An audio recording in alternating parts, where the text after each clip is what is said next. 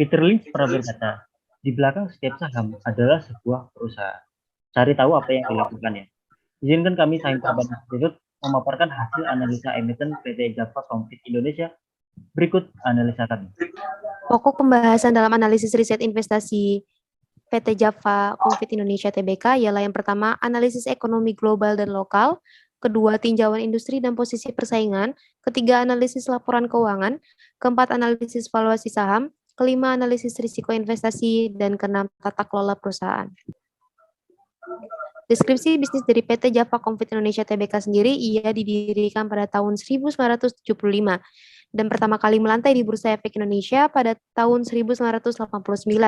Perusahaan ini terus berkembang dari tahun ke tahun, dan saat ini merupakan salah satu perusahaan agri-food terbesar dan terkemuka di Indonesia, yang memproduksi pakan ternak, bibit ternak unggul, peternakan ayam broiler, ikan, udang, dan sapi potong, hingga menghasilkan produk-produk makanan olahan yang menyeluruh dan terintegrasi. Dilihat dari pertumbuhan ekonomi dunia, tumbuh pada angka 5,9%, dan ditambah pertumbuhan ekonomi nasional 3,5%. PT Java Compete Indonesia Tbk berpotensi untuk tumbuh dengan data ekonomi global dan nasional yang semakin membaik. Berikut analisis tinjauan industri dan posisi persaingan PT Java Compete Indonesia. Dikatakan bahwa CAGR PT Java Compete Indonesia Tbk dari tahun 2018 hingga 2021 sebesar minus 1,72%. Salah satu penyebabnya ialah laba bersih perusahaan di akhir Desember 2020 turun 48% menjadi 916,71 miliar rupiah dari posisi 1,76 triliun rupiah. Penurunan laba tersebut dikarenakan harga broiler telah menekan laba PT Java Compete Indonesia Tbk pada tahun 2019. Kemudian diikuti dengan penjualan peternakan sapi yang turun 7,74%. Ilona Freddy, analis Korea Investment dan Sekuritas Indonesia, mengungkapkan bahwa PT Java Compete Indonesia memiliki dampak positif semenjak mengakuisisi merek dagang So Good menjadi market leader. Jika dibandingkan dengan market share So Good 22,6% lebih tinggi dari PT Cepin lewat merek Fiesta dengan pangsa pasar 18,8%. Selanjutnya adalah analisis keuangan PT Java Compete Indonesia dengan pendekatan rasio keuangan. Yang pertama ada rasio profitabilitas, di mana net profit margin PT Java Compete Indonesia Tbk terhitung rata-rata perusahaannya 4,57% dari standar industri 20%. Kemudian return on asset atau ROA PT Java Compete Indonesia Tbk dinyatakan rata-rata perusahaannya 7,17%, jauh dibanding standar industri 30%. Kemudian return on equity dari PT Java Compete Indonesia Tbk dinyatakan rata-rata perusahaannya 16,17%, jauh dibanding standar industrinya 40%. Selanjutnya ada rasio likuiditas, di mana current rasio PT Java Compete Indonesia Tbk dinyatakan sebesar 185,52%, mendekati standar industrinya 200%. Kemudian quick ratio PT Java Compete Indonesia Tbk terhitung rata-rata perusahaannya 37,23%, sangat jauh dibanding standar industri 200%.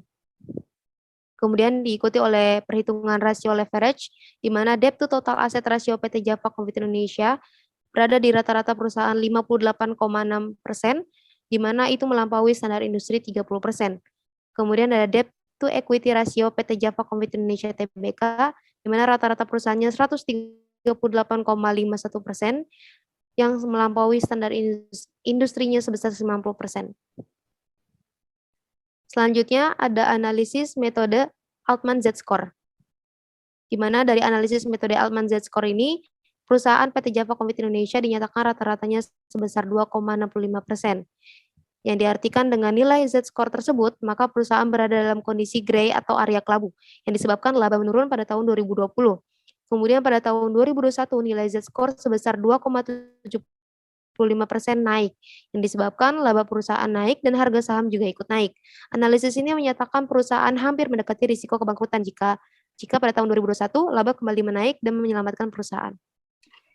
Kami juga menganalisa valuasi emiten Java dengan 3 pendekatan dan membandingkan dengan emiten Cepin, yang bisa jadi pertimbangan kami dalam mengambil keputusan arah pergerakan saham Java selanjutnya.